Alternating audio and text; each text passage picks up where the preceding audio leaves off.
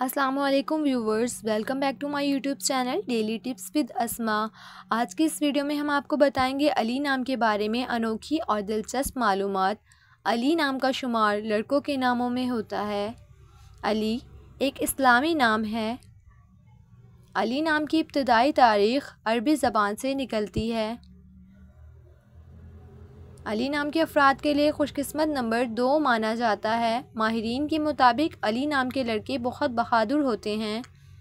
अली नाम का मतलब है बुलंद, ऊंचा।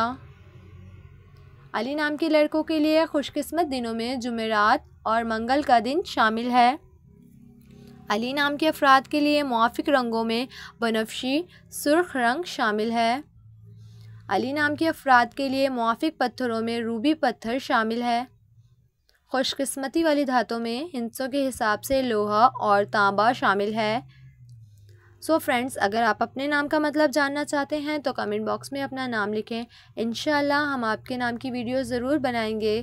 Thanks for watching. अल्लाह हाफिज़।